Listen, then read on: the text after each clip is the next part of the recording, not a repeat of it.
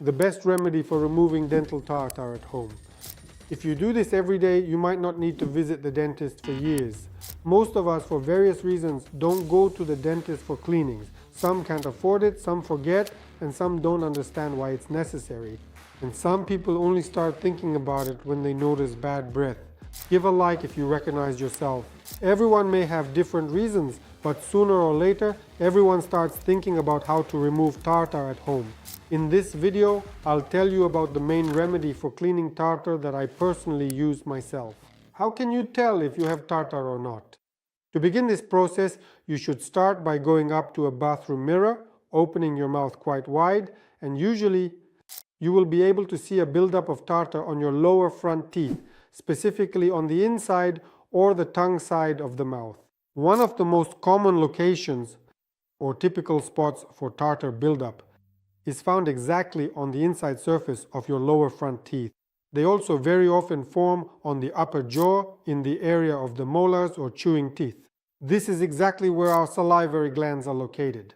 Just so you know, tartar forms only due to a combination of dental plaque that hasn't been cleaned well and, let's say, the minerals contained in saliva which interact with the plaque.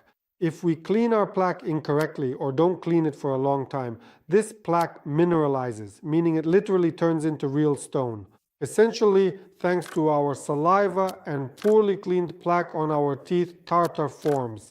One of the main differences between tartar and plaque is that tartar cannot be removed with toothpaste and a toothbrush.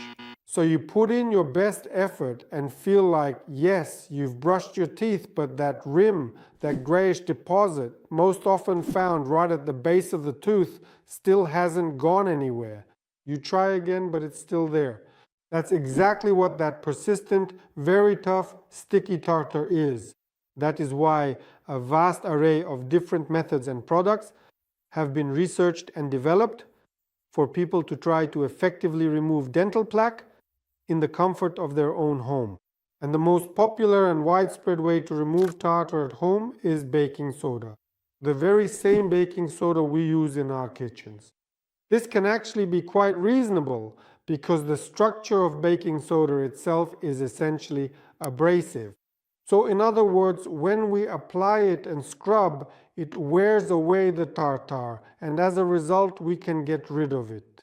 So yes, it is true that common baking soda does indeed have this specific abrasive effect. And because of that gritty texture, you might actually be able to remove some stubborn tartar. Maybe not every single bit of it, but you can certainly get rid of at least a significant portion of the buildup. But unfortunately, at the same time, you will also be scraping off your tooth enamel.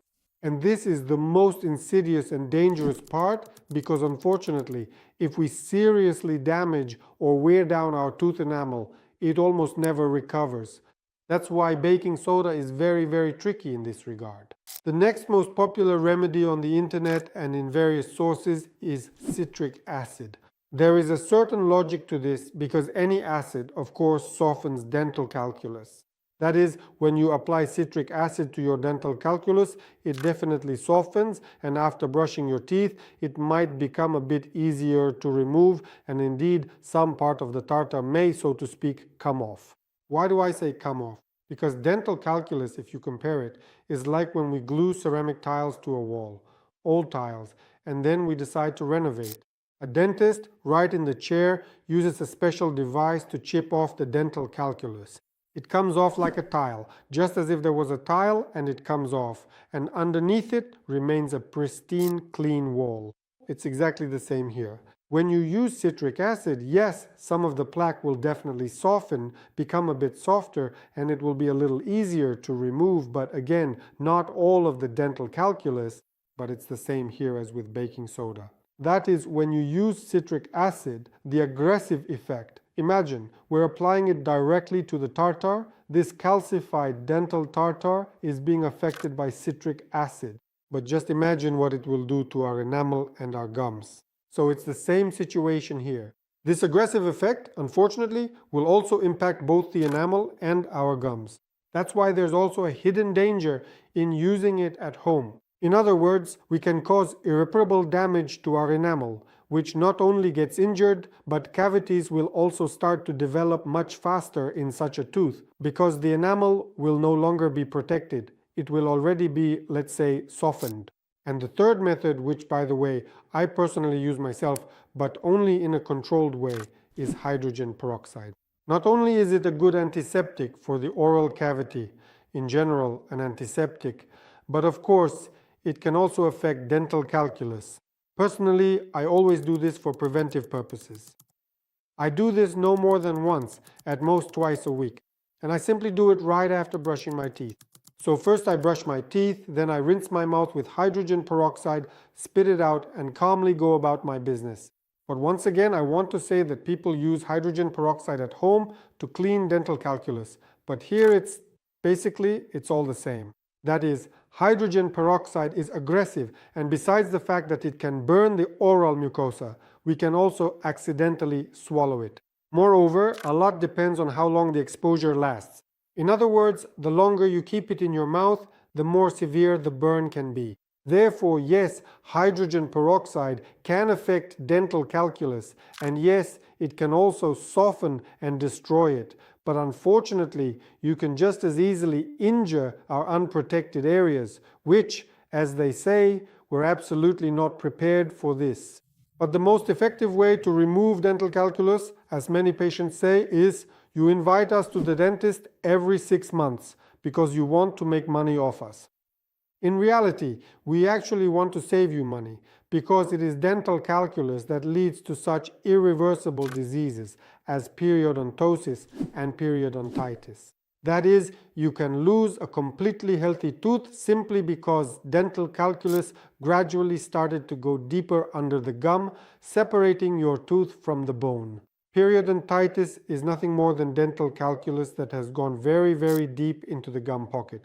That's why it's a very insidious disease, a very treacherous warning sign. So the sooner you come in for a dental cleaning with your dentist, the more you'll truly save not just money, but also your perfectly healthy teeth.